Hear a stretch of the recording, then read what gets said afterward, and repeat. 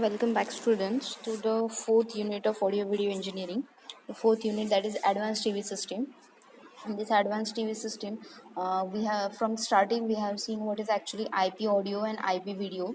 Then we have seen the IP TV system in detail. Then again IP TV hybrid TV also we have seen in detail. Again, what is actually the mobile TV, how we can watch the whatever the shows that are being broadcasting on different channels, that on our personal mobile, that also we have seen, that is actually the mobile TV in detail.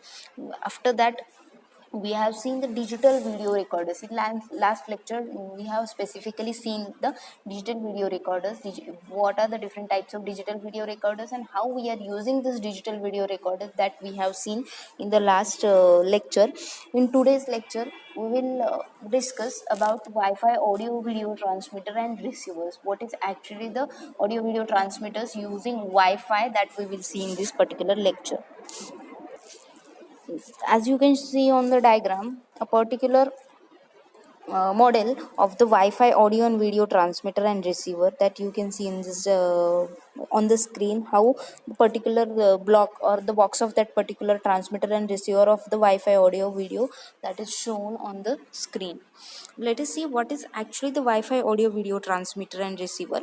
By the various accounts, Wi-Fi, that is not short for anything, having been it is having been developed by the brand by a branding consultancy searching for different names. Others put the origin at a contracted variations of wireless physical layer. Name aside here, Wi-Fi operates in accordance with the 802.11, that set of IEEE standards, with the different things including nearly every letter of the alphabet, that is 802.11a, 802.11b, 11c, and number of letters next to that. These are the different standards for that IEEE standards for that particular Wi-Fi. The standard that employ the orthogonal frequency division multiplexing, that is used in DSL services, DVB and integrated services, that is digital broadcasting here, with the varying bands, that is modulating and occupied bandwidth. The most popular variants, that is 802.11a, whose spectrum is 5 GHz, whose maximum data rate, that is 54 Mbps, and typical data rate, that is 25 Mbps. 802.11a, that is 2.4 GHz, which is 11 Mbps. 5.5 Mbps is its typical data rate, and maximum data rate, that is 11 Mbps. While 820.11g, that is having spectrum of 2.4 GHz, whose maximum data rate is 54 Mbps, and typical data rate, that is 24 Mbps.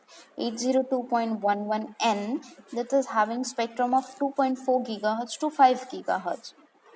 2.4 or 5 gigahertz, whose maximum rate is 700 Mbps, and typical data rate, that is 100 Mbps to 210 Mbps. In the 2.4 gigahertz spectrum, 802.11b, G, and N, these each specify the different 14 overlapping channels with the center frequencies of 5 megahertz apart.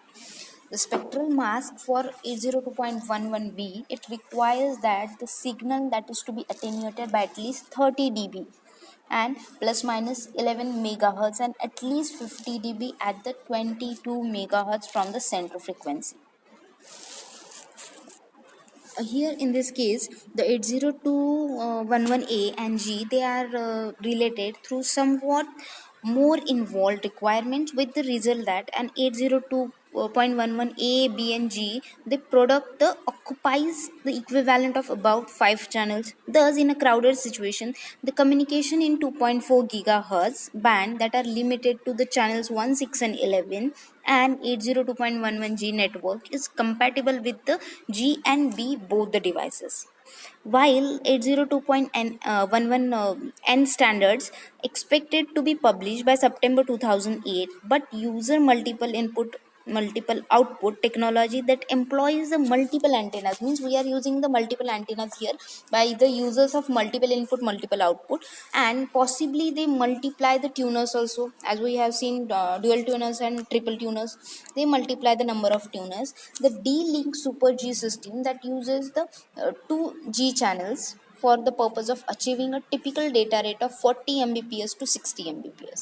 While 802.11a and G standards, they offer the same data rates, 5 GHz in A and N bands, and that has more channels, that is less susceptible to the interferences from the common devices such as 2.4 gigahertz cordless phones, cell phones, and microwave ovens also.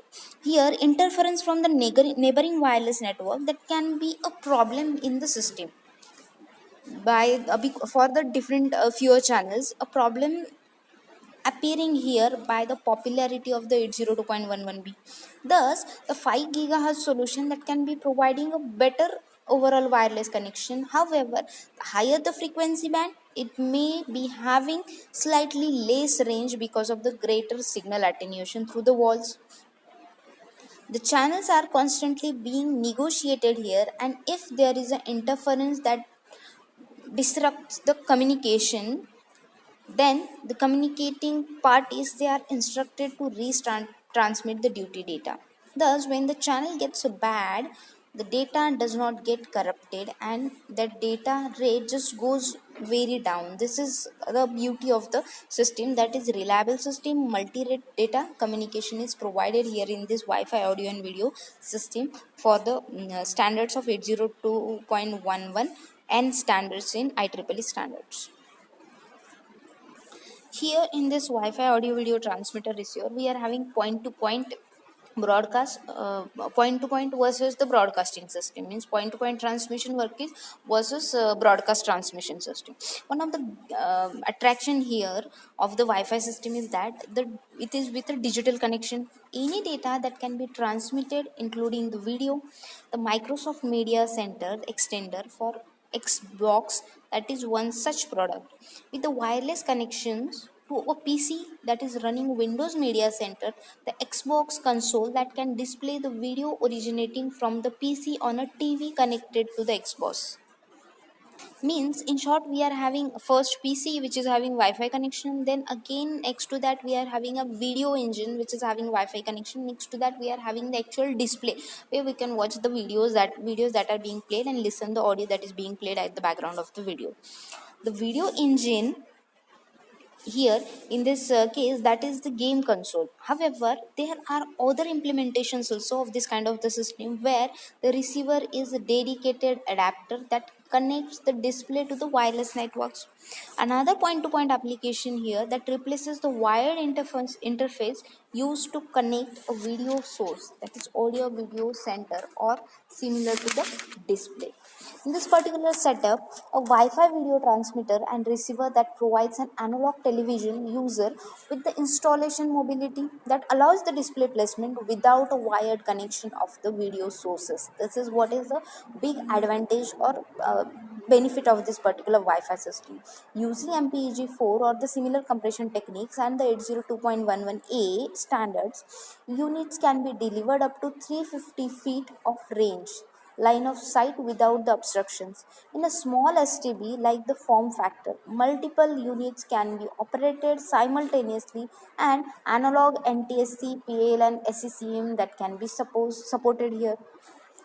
In the point-to-point Wi-Fi that can be replacing the different cabling, in that we are having video source. Next to that there is no need of having Wi-Fi to the video source. That video source is being transmitted to the transmitter is having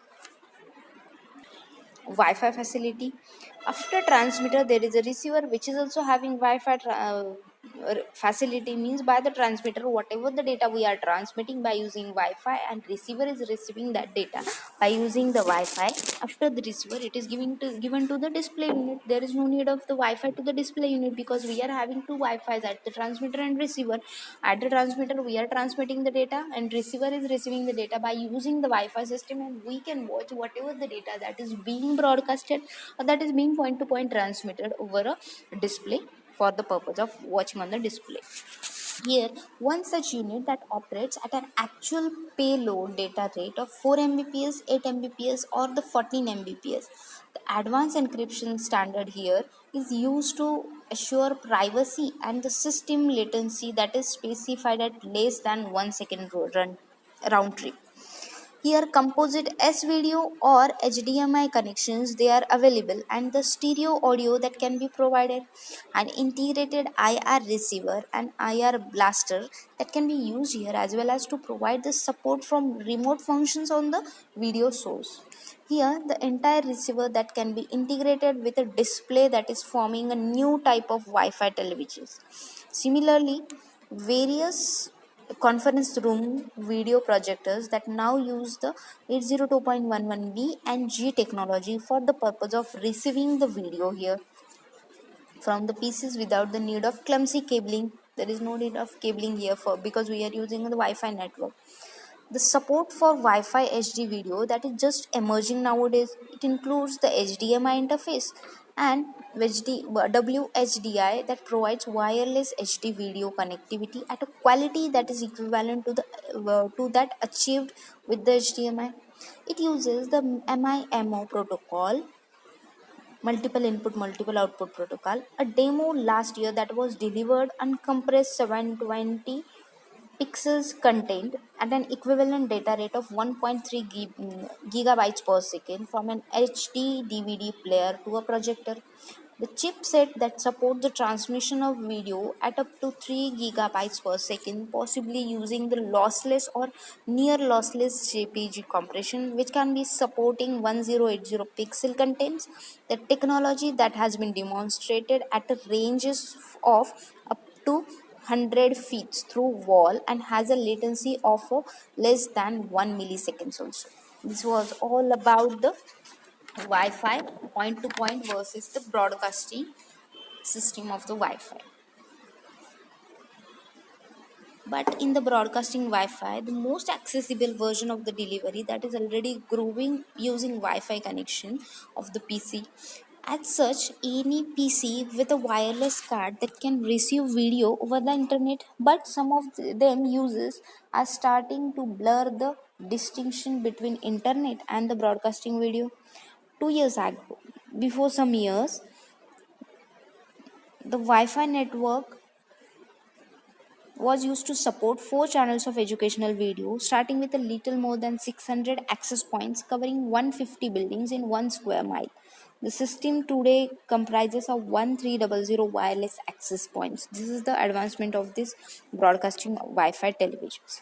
Certain areas of the campus they carry a limited section of channels from DAR TV, a service that delivers broadcast television over a data network. 40 channels of the both educations and recreation TV they are already available on the wired network also.